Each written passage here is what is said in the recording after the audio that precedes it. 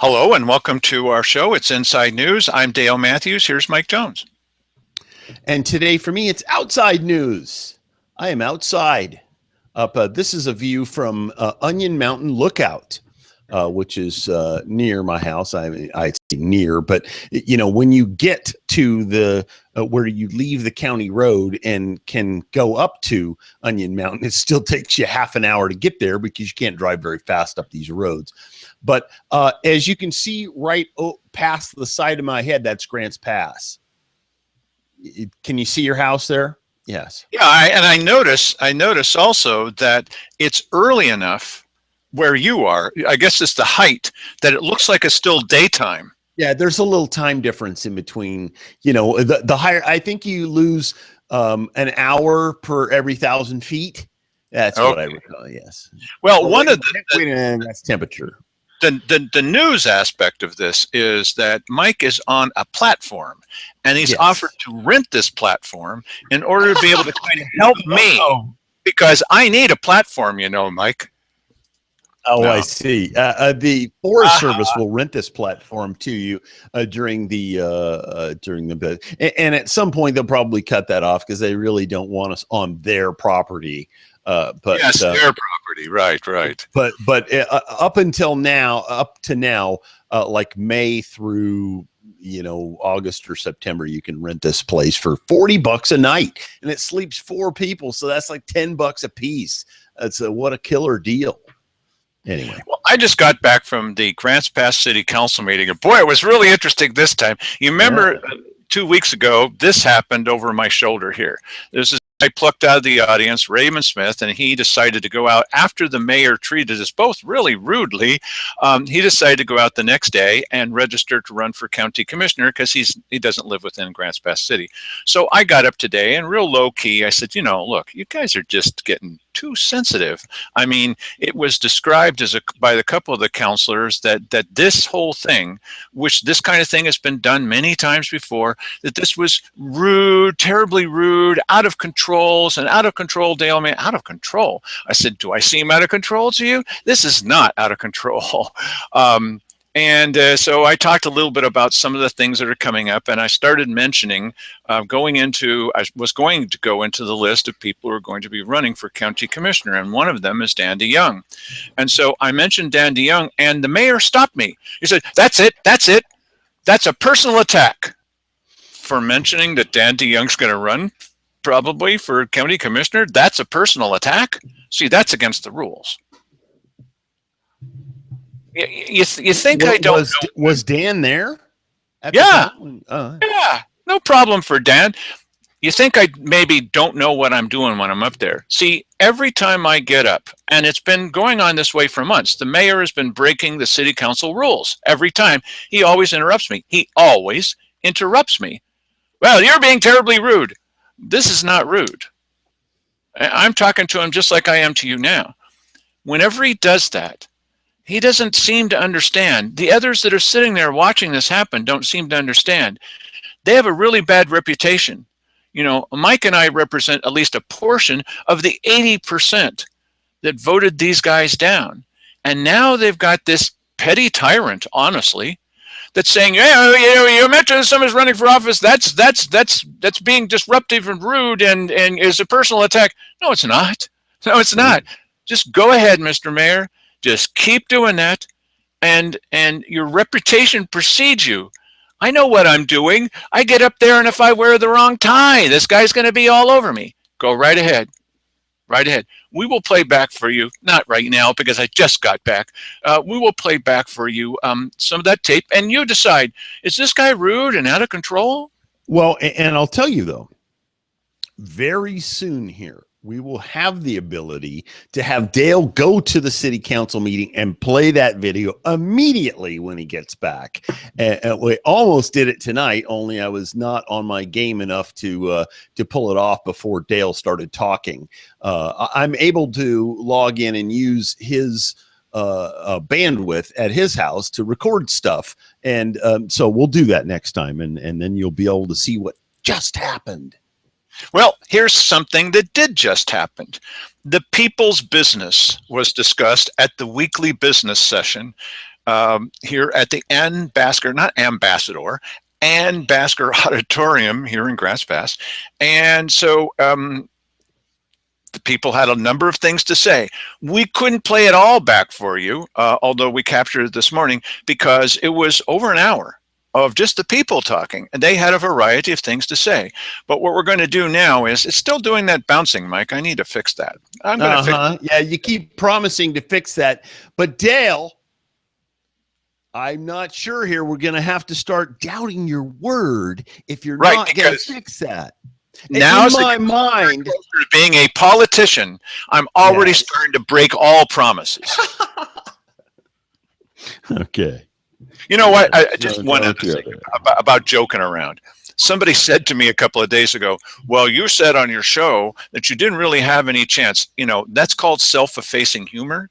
It doesn't mean I'm not in it to, to go all the way. Yeah, well, then people are saying that you're not really, oh, come on now, really? Look, get a sense of humor, and if you don't have one, buy one, okay? You need to get a clue. It's just a joke. Now, this first guy that's talking, this blathering first guy, I say that because it's self-effacing humor. Would you just get with the program? Do what Simon Hare says. Okay, let's go over to this first guy who's got something to say to you. It's an announcement. Here we go.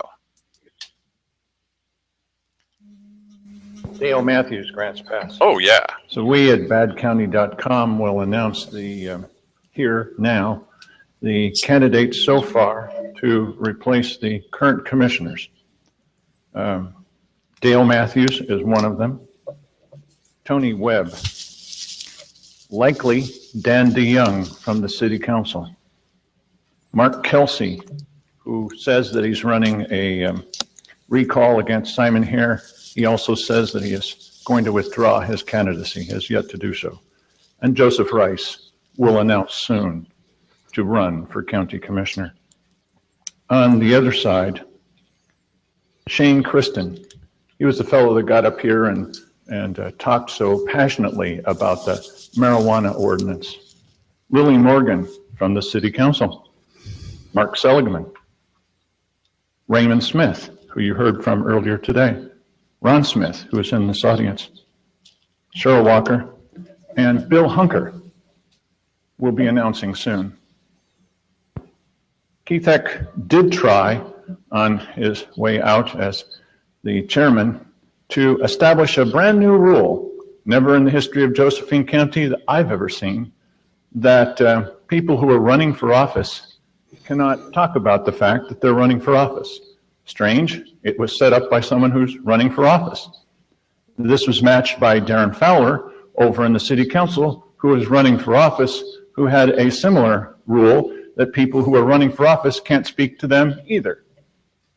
This was recently taken down by Cheryl Walker and Simon Hare, saying, no, let's take that off of the list of requirements. We'll be watching you very carefully on your way out the door, because there'll be plenty of poison pills that you're going to be trying to insert into the public dialogue or into rules. And so we need to see what it is that you're doing. And while you're speeding up, so are we. I don't know what you're talking about. I always drive the speed limit. Right. Yes. We're going to need to watch these characters. It's going to be more and more important to watch this show, to make this show, to be a co-host of this show, Mike. Mm-hmm.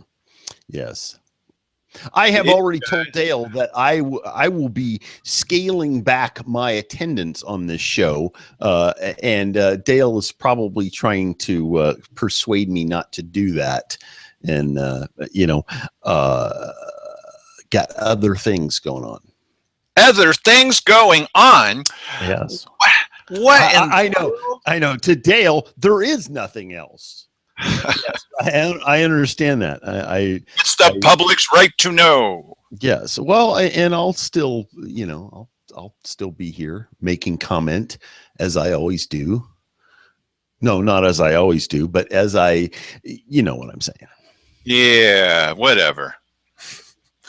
Okay, so the next person to speak, well, not the next person. I did take these, and when they go around the room, people speak in a kind of a random order. Not about random things, but in random order. So all I did was I took some of them of the same topic, and I tried to put them together a little bit. So the next person that you'll see is Bruce McFarland. He works with Oath Keepers and works with also with Joseph Rice. Here we go.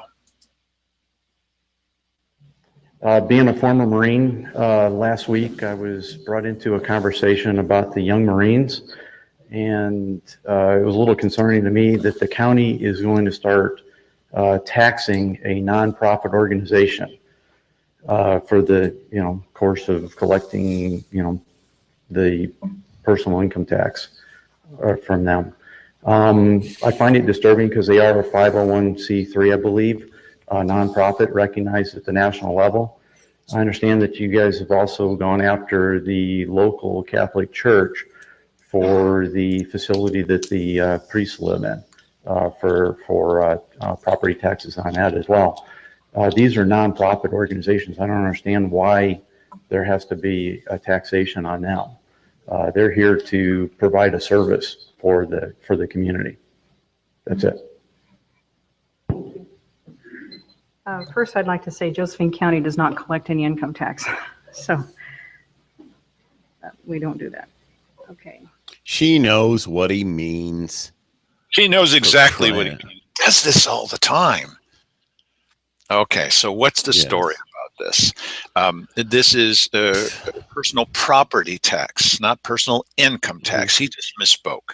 And apparently Connie Roach, we talked to you about Connie Roach. Somebody needs to run against Connie Roach, not just because of the job she does or the job she does for local politics to try to push for a levy, an assessor who's pushing for the levy. Drop your forms off here at my office. Okay, not just for that, but also this apparently has been turned back, but this was the plan. They were going to go after the young Marines. They're lovely young people. They're not Marines. It's not like the Civil Air Patrol where the cadets are actually part of the auxiliary of the Air Force. It's not the same. These are people who feel that the Marines are a very cool outfit, and they wear the uniform and they do Marine type of things. Okay, and so they're a nonprofit, and apparently the assessor, in the endless search for more money, had come to the conclusion that it was the right thing to push forward. And of course, they can put in an appeal saying, please exempt this from this, which is all that it took. But it took citizens to talk to them about it, to explain what their options were.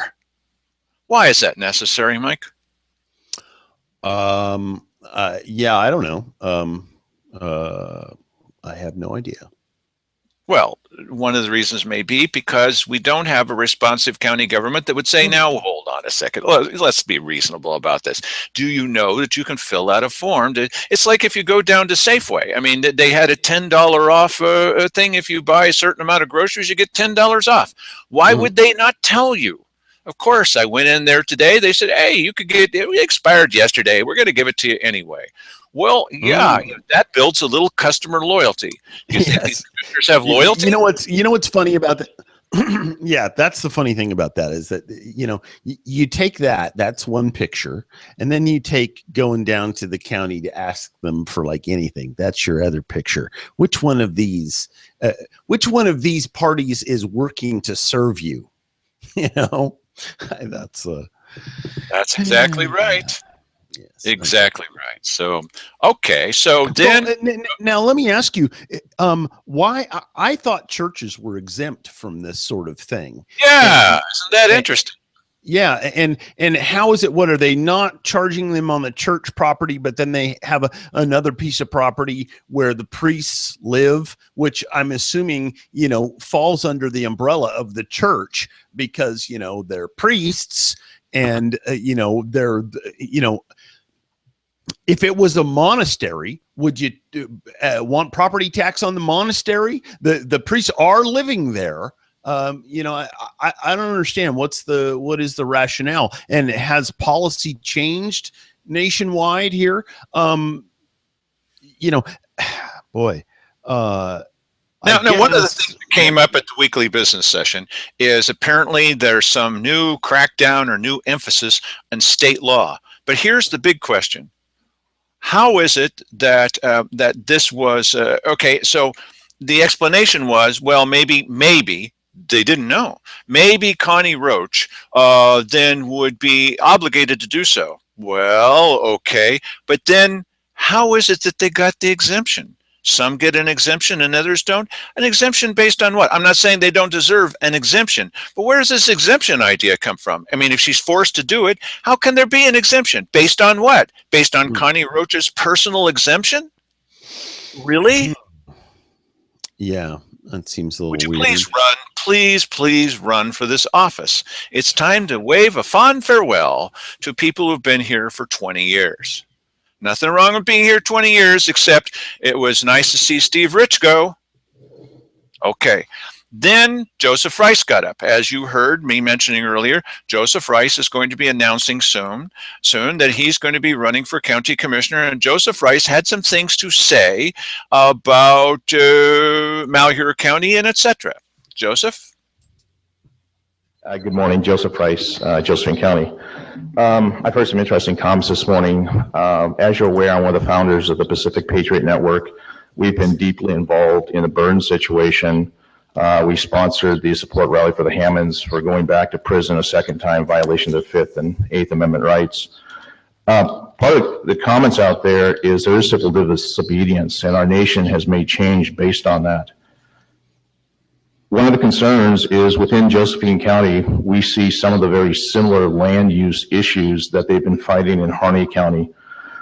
We stood before this board. I requested the 101,000 acre mineral withdrawal administratively done. It's not a legal withdrawal. I'm still waiting for the board to denounce that. That is hurting our economy here in Josephine County.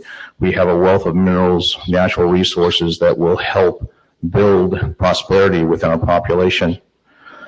As we saw a week ago yesterday, the tragic execution of Leroy Finnegan as he stood outside of a vehicle with his hands above his head and was shot and killed.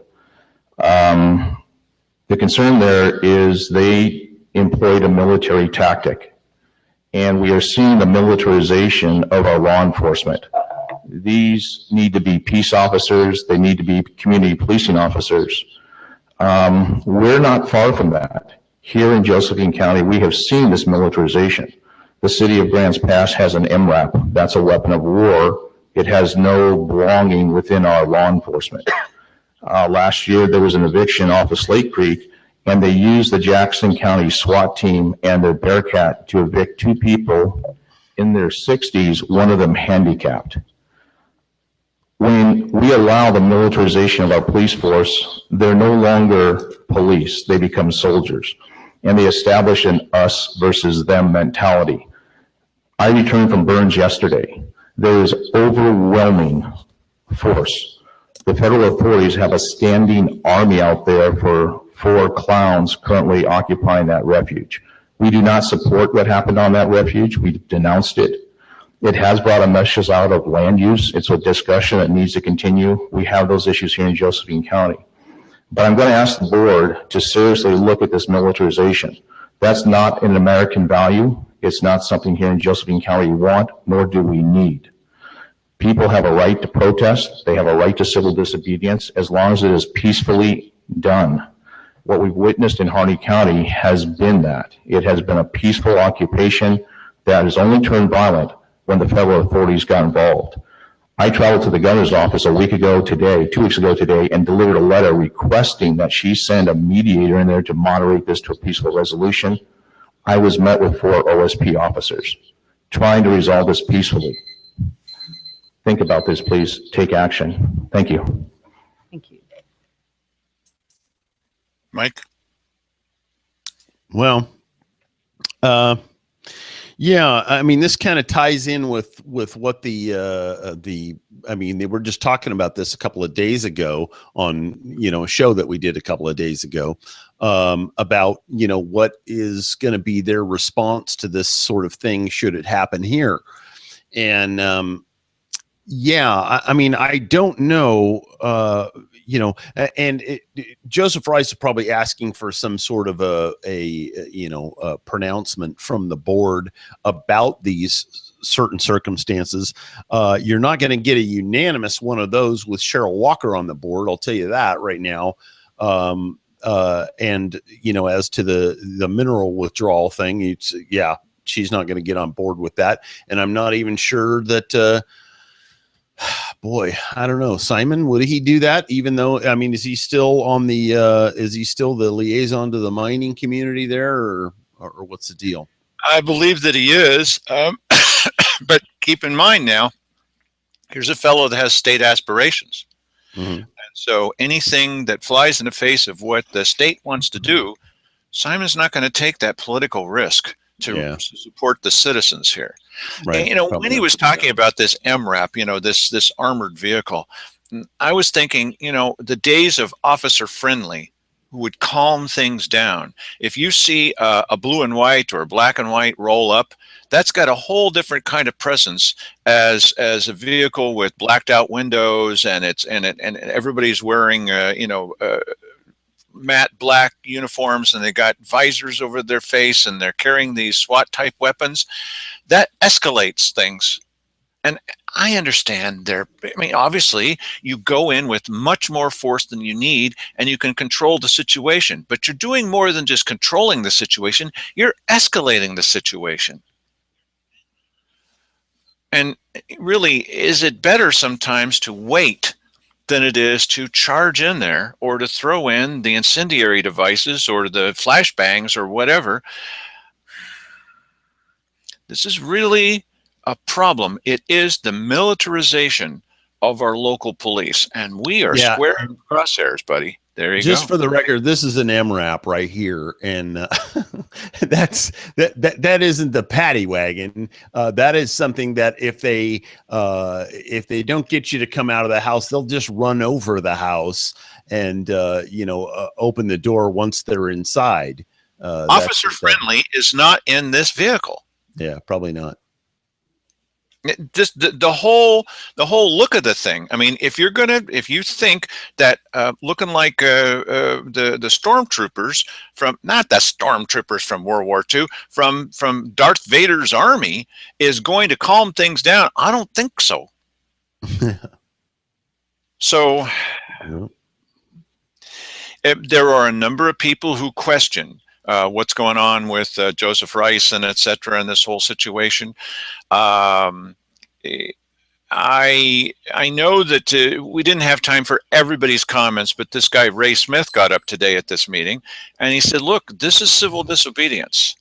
And except for the goofy things that have happened there, it was based on civil disobedience. We're going to take over this building. We've all seen that. And was it really a good idea to open fire on students who took over an administration building? Who cares? Or they took over an administration building on the summer break or whatever. I was accused of civil disobedience by one of the city councilors for bringing a guy up at the same time that I was there. Really? That's civil disobedience to you?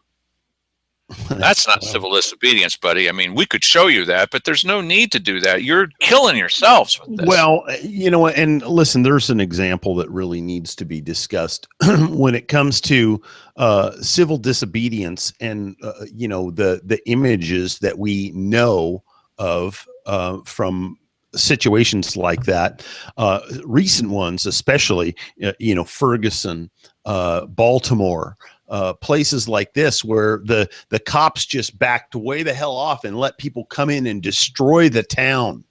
None of that was happening with these guys. The only difference is these guys had guns in their possession. They weren't threatening to do anything with the guns. They didn't do anything with the guns. No one ever drew a gun except for the federal officials. I mean, the way they handled it, this never, ever had to happen. But unfortunately, when you get a bunch of people hyped up on testosterone and, they have the marching orders, you got to get these guys, you got to grab these guys and take them out of there. Our own governor said that.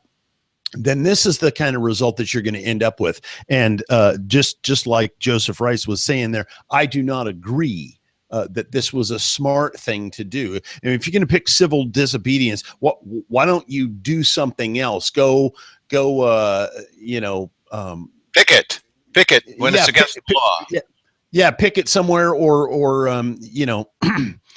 camp on federal property or something where you're not supposed to. But this occupying this building and with the weapons, that conjures imagery of war almost, and I just don't think it was the right thing to do. I'm not saying that anything that the feds did in response to this was appropriate or the right thing to do.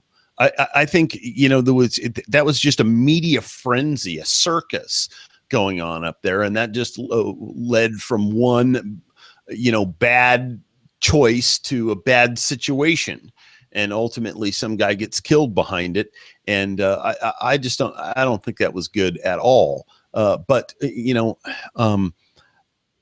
it's like this MRAP and what Dale said about it escalates. As soon as you arrive in that, it has escalated the situation in the mind of the person who is, sequestered somewhere and looking out of the window and going, oh my God, they want to kill me. Now I better get my gun.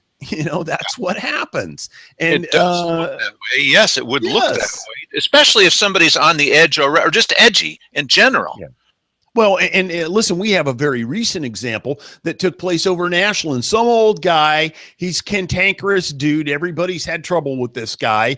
And, they're evicting him from his house and he doesn't want to leave. And they bring in the freaking SWAT team and they kill the guy. I mean, what was the point of that, really?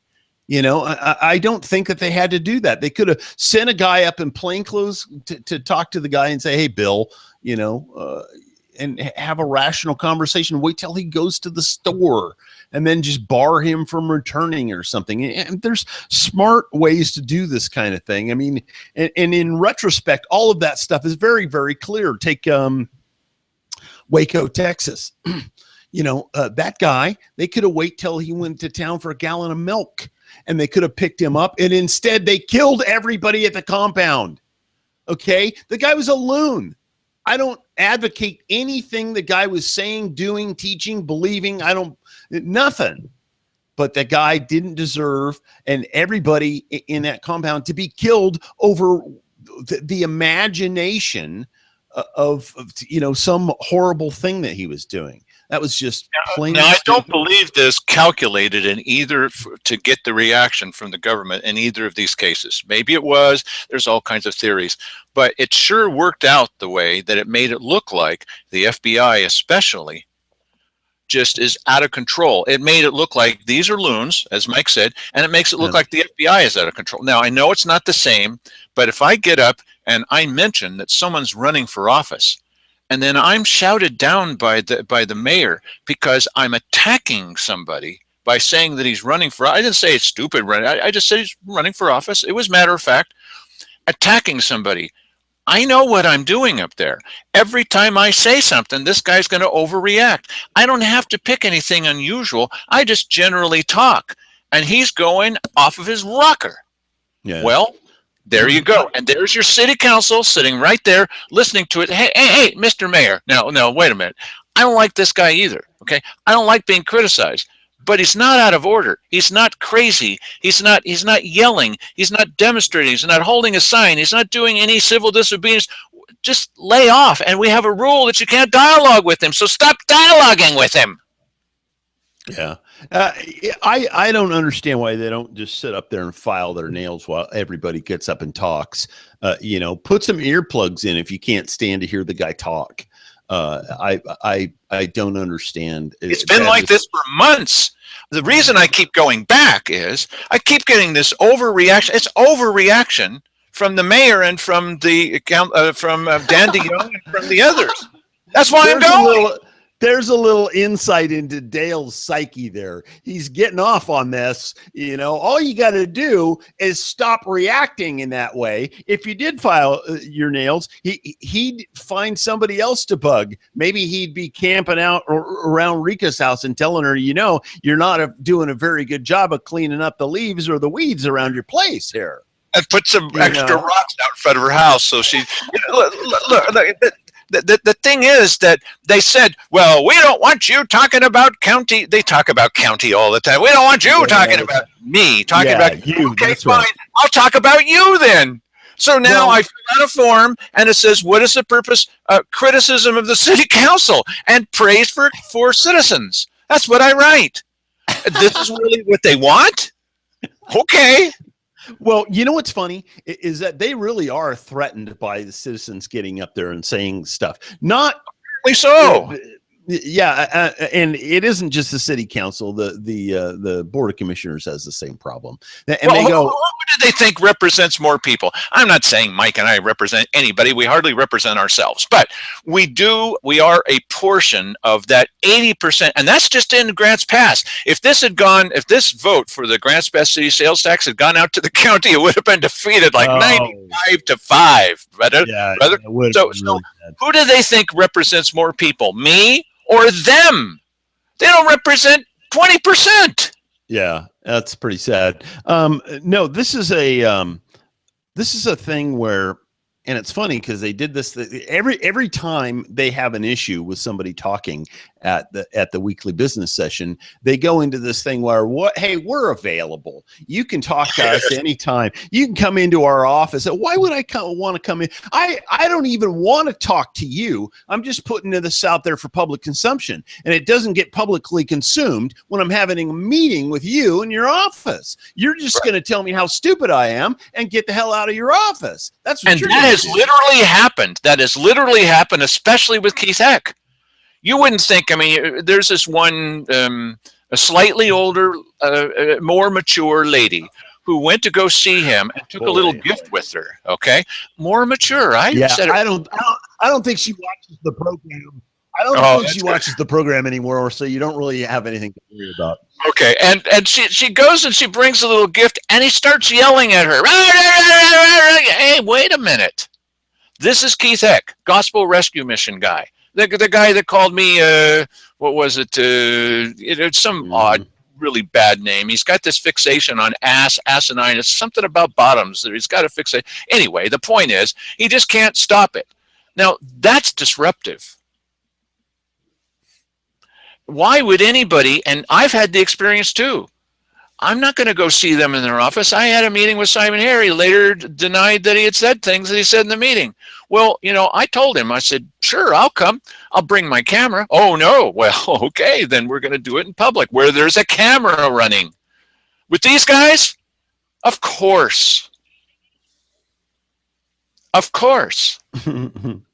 All right. Don't discuss things with them unless you're recording it, but be sure to tell them that you are, because that's ethical. All right. The next person to talk was talking about water. This is Mark somebody.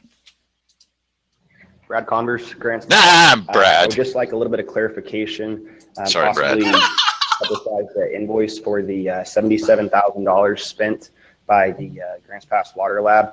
It was around $130,000 yearly contract, and in the first month, they spent $77,000.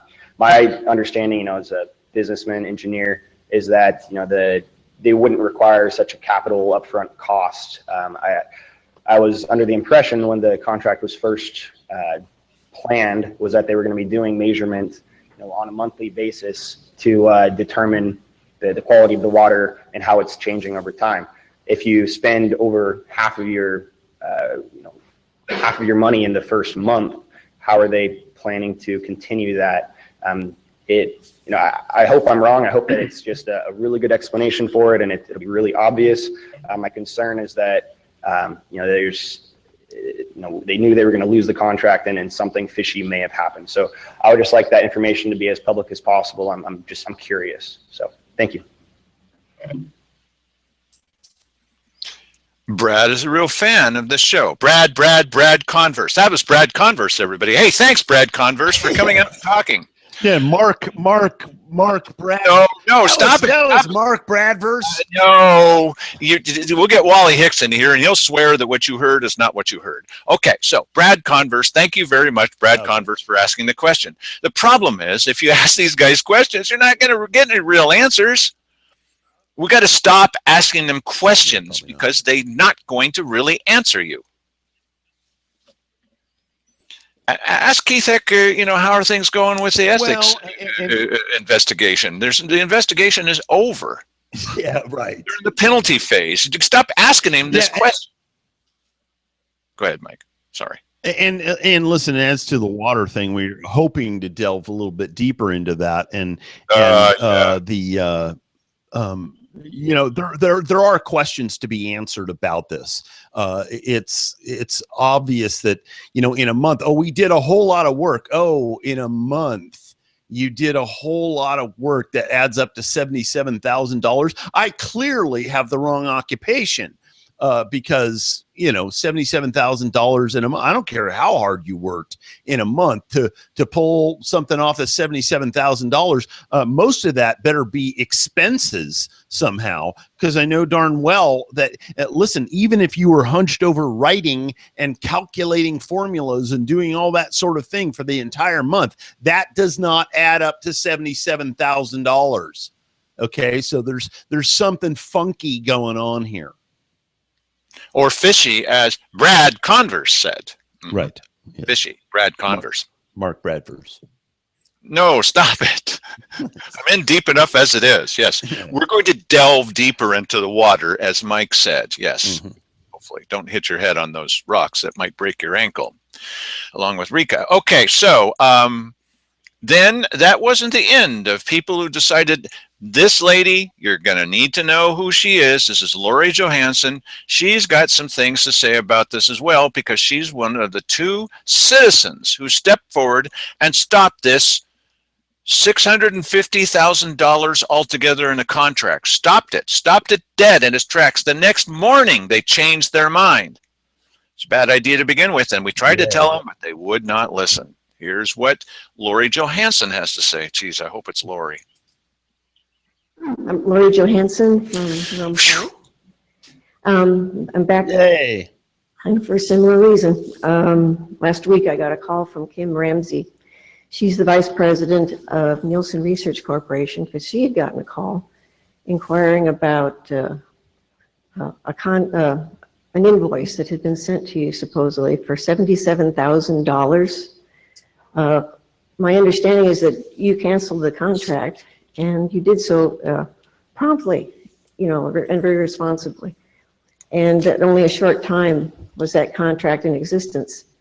And I'm kind of wondering, how is it that in that short a time, the bill could be run up to $77,000? And she was wondering that too. In fact, she expected to get a copy of the invoice so she could see if it was reasonable or not. She's extremely well qualified for that. She was going to be here today, but she did not receive a copy of that.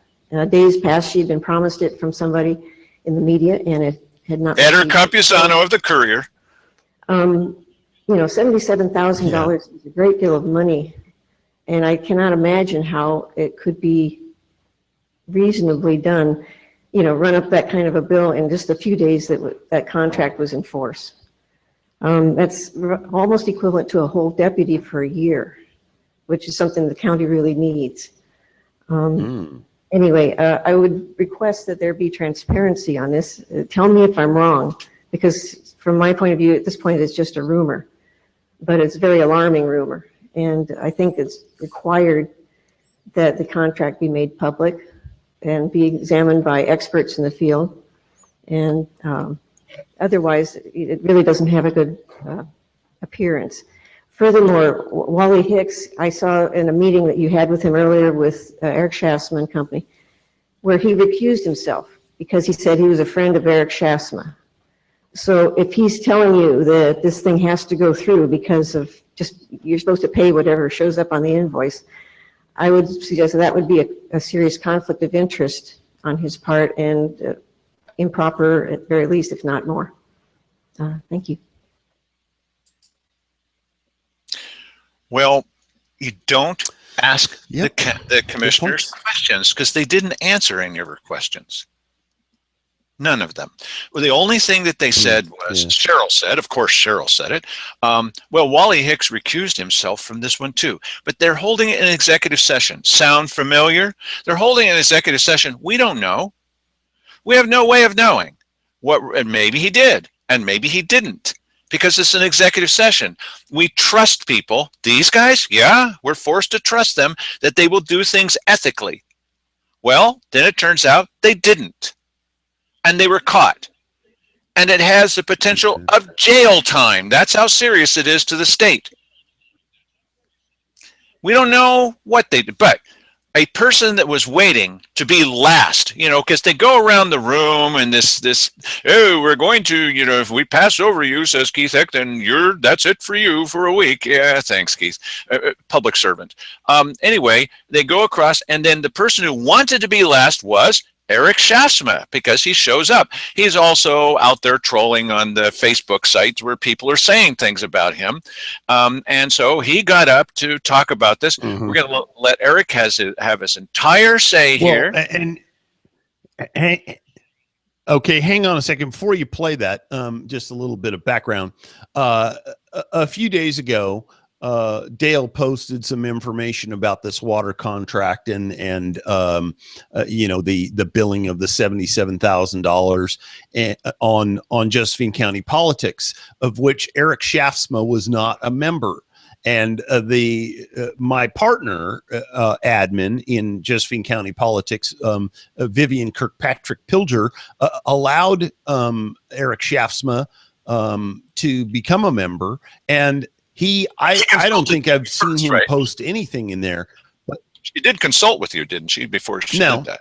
Well, no. She has the reins on the gatekeeper, and that's listen. I don't care that he came in there. I really don't. The thing is that but I can criticize him for his method. He came in there strictly for the purpose of seeing what was going on and what was being said about this situation, because he obviously heard about it from somebody who had been on there or was talking about it. And you know, listen, if you're not going to participate, Eric, what are you doing there? The whole reason for you being there was to gain information, and so that's kind of cheesy.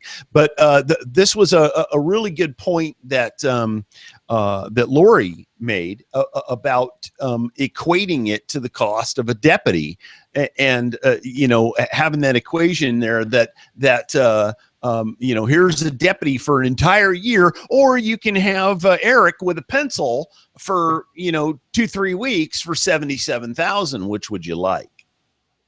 Well, for those mathematically inclined, you may recall this was $135,000 a year, and the original idea was it was going to be 5 years, which would end up being, you know, quite a lot of money, $650,000.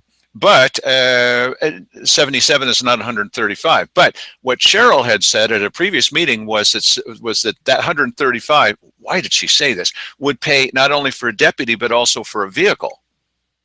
So there's the difference between 77 and 135. And what Lori just said was it's almost enough to pay for a deputy. Right. And right. Yes, exactly.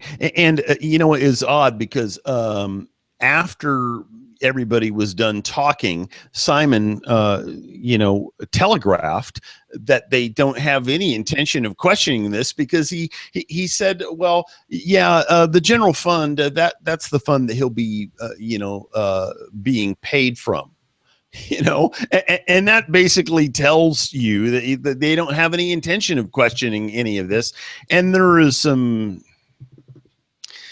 perhaps murky Republican Party ties there that, you know, I don't know if anybody's greasing palms or what for favors for what possible purpose, who knows. But there's the possibility of that, just so you know. There is. So now here is the time that we're giving to Eric Shaftsma to tell his part of the story. Eric? Eric Shasta, Grants Pass. I'm the technical director at Grants Pass Water Lab. We've been conducting this stream study, which is of comments on this floor on numerous occasions. I just want to say, first of all, thank you very much to the commissioners. They understood that the project that they undertook and sent out to proper bidding for consulting was a very important study that needed to be conducted, which is not only looking at the environmental health, but also at aquatic habitat and also human health. And all those things require an extensive amount of scientific work to be conducted. That work has been done on the initial stage of the contract, which was approved by the Board of Commissioners. The complaints that I keep hearing from people saying about the cost of the project are clearly outlined in the bid that we presented to the commissioners at the time that they requested request for bid.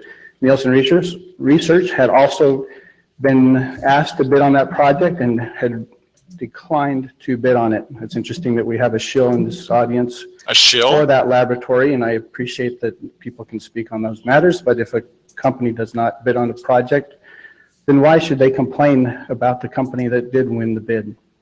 When it comes to the dollar figures, it was clearly outlined in the project, outlined that the first step of the project was a comprehensive study, which is what was conducted in the initial stages after the bid was awarded. And that was a very expansive study that was done from above the dam site down to the confluence of the Rogue River and Evans Creek. There is a lot of work that is done in there. There is a lot of scientific data that has been generated. And the argument over arsenic, I think, is of naive on the part of those who are arguing it, in that the study is much more beyond just arsenic. This is a very comprehensive study. The complaints about the cost, as you know from looking at the bid package, the initial steps of this project was the first comprehensive study before the winter rains came and began to erode the watershed in the stream beds. That was conducted. The data is in the form of being tabulated, waiting for the final word from the commissioners. But there is a tremendous amount of work that was done there. The follow-up after the first comprehensive study was then, for that first year, was to be 3 additional sample periods, which were just going to be small grab samples through the stormwater season. And those, the intention of those was to follow up on what we found at the very beginning, and then how that was being impacted through the storm events as water's being, and the gravels and sediments are being flushed downstream. So thank you very much. Okay, there's a bunch of things here. Mike, you want to take on any of them? Yeah. You know, the arsenic, okay, so the arsenic isn't the only thing that was cited. I mean, earlier, if you recall, several months ago, we did, you know, we played video from a little back room there, and we talked about all of this and what was going to go on. But the point is, and he's asking us to discount the fact that you know, we're just talking about arsenic when they were talking about a number of other things. Well, naive. It would be a lot easier to discount. Yes. Well, it would be a lot easier to, you know, discount that thing about the arsenic had we found any, and you had told us that there was a boatload of arsenic, like thousands of times above normal levels were being found back there. We didn't get any arsenic. ND, non-detected, not detected, no arsenic detected, less than what was it? Less than 1 part per billion. Less than the ability of the instrumentation. 10 parts per billion. Right. Right. And the other thing too is to accurately show. And it's, you know, come on. You remember the movie Jaws. You remember the movie Jaws, and the mayor is saying to the chief of police, well, you say barracuda, and everybody goes, huh? What? You say shark, and you got to panic on the 4th of July. So you say, well, there's iron oxide rust in the water. You say there's arsenic in the water. Yeah. It's enough to make even Keith Eck wake up. Yeah.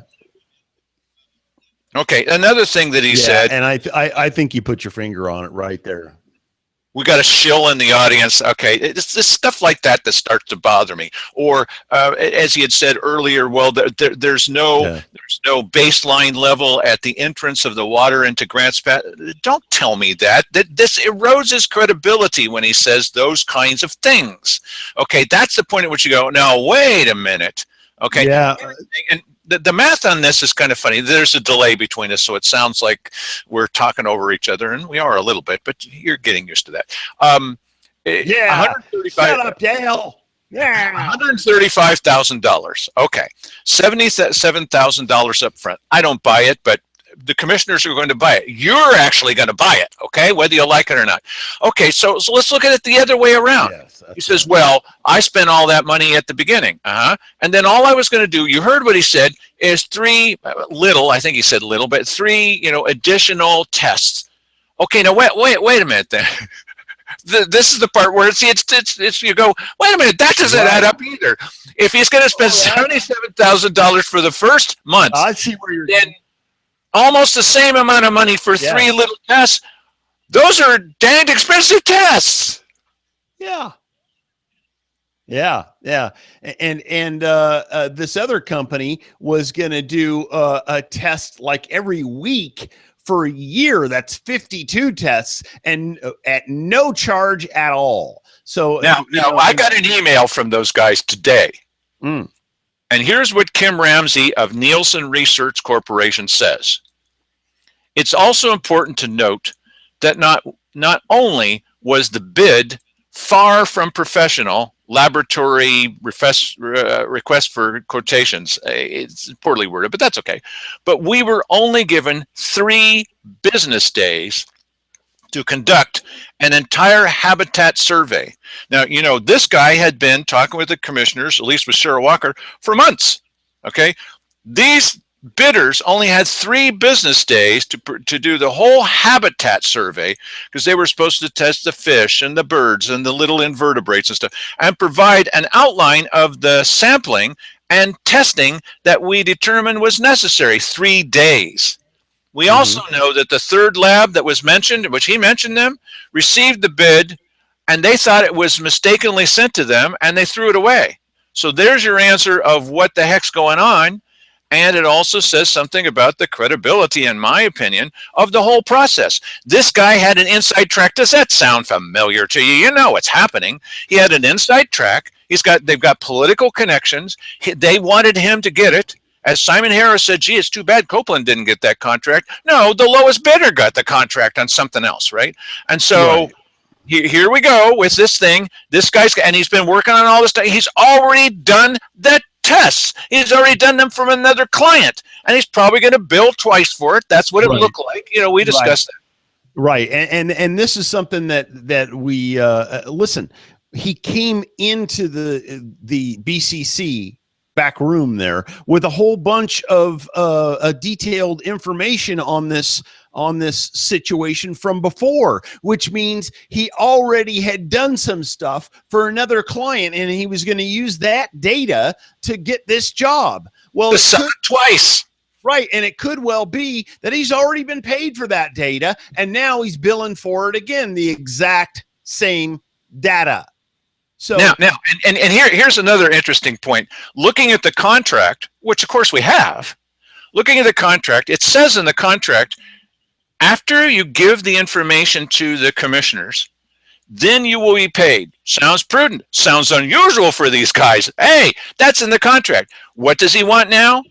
Has he given them the information? No, he has not given them the information. He wants to be paid first, $77,000, and then he'll turn over the information. Yeah, because this is what we understand at this point. Yeah. Okay. That's against the contract. So if you're going to complain about this to anybody, you can complain to yourself. You can complain to Mike. More appropriately, you could send some kind, don't send it to Cheryl Walker. Think about this. Send it to Simon Hare. At least he was one commissioner that stood against this. And say, Simon, would you please enforce the contract with the federal government and also with this character? Enforce the contract. Do not hand over any, don't do it anyway, but if you're going to hand over any of the money, any percentage of that money, hand over what you, in my opinion, what should be a month's worth of work, okay, if that's the case.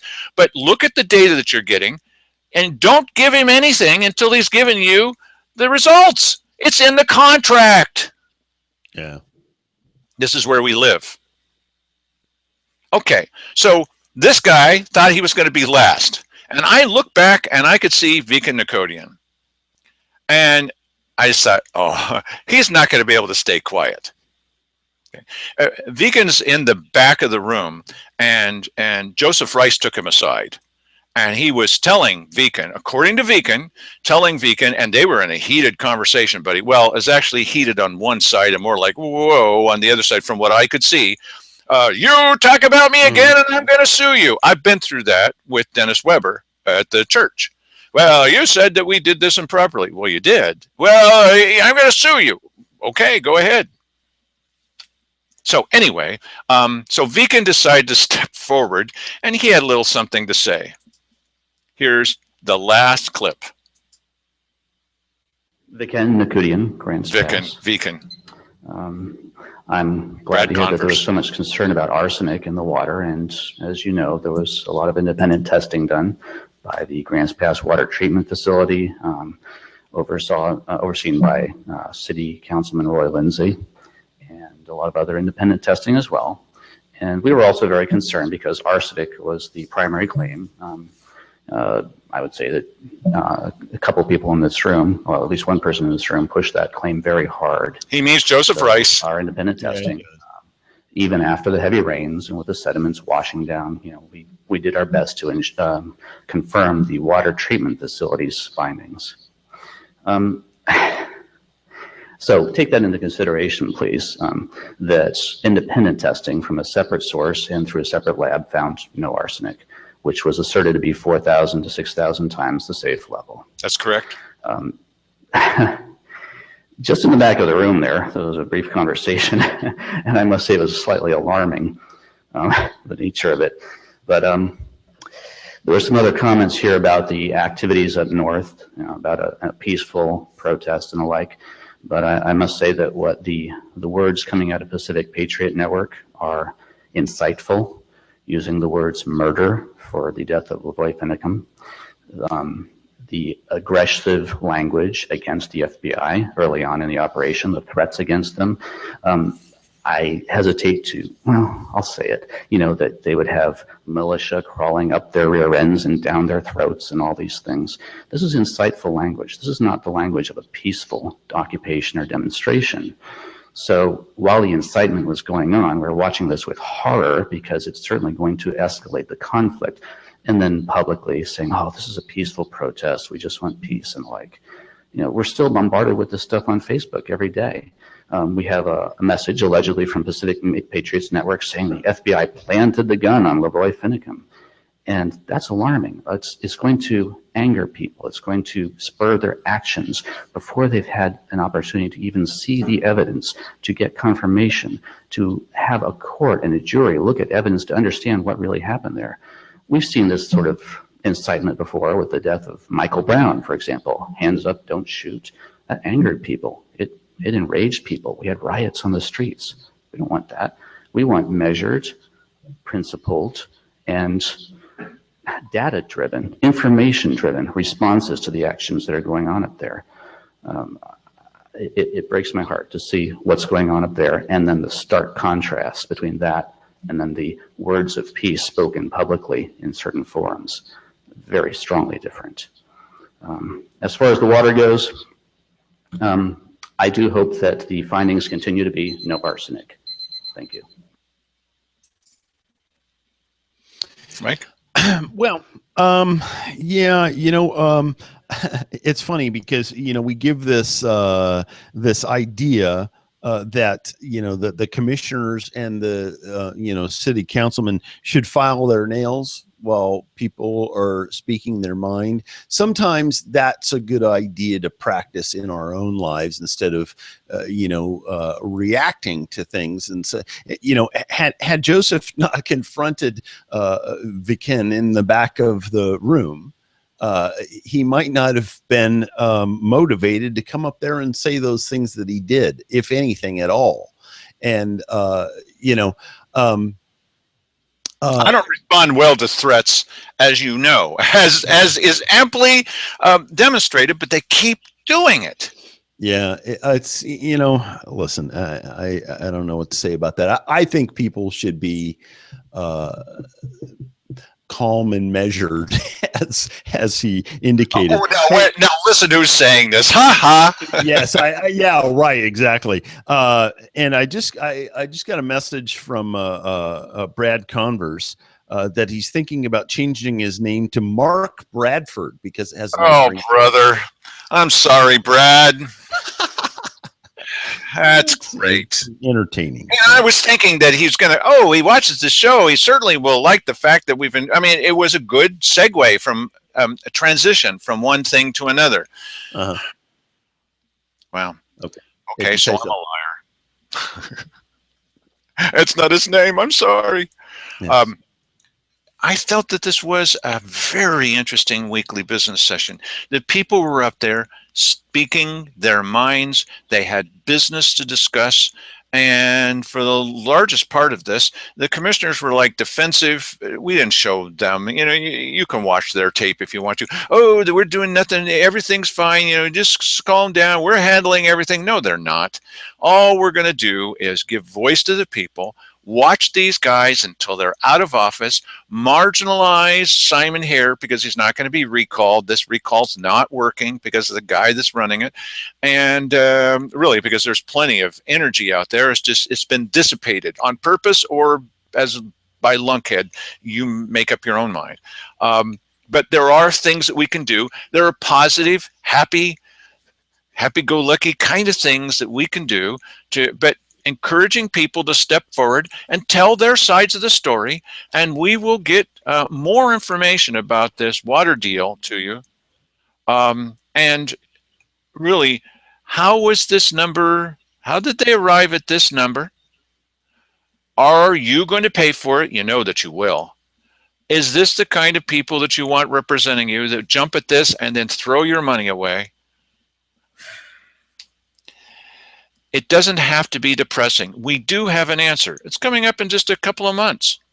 And then whoever does this, we're going to have to watch these guys so very carefully because, as I said at the beginning of the show, they're going to be putting in these poison pills. They're going to be talking to Salem. Hey, we're ripe for takeover. Any sense of history about these things? Yeah, come on in. Czechoslovakia wants you. Thanks a lot.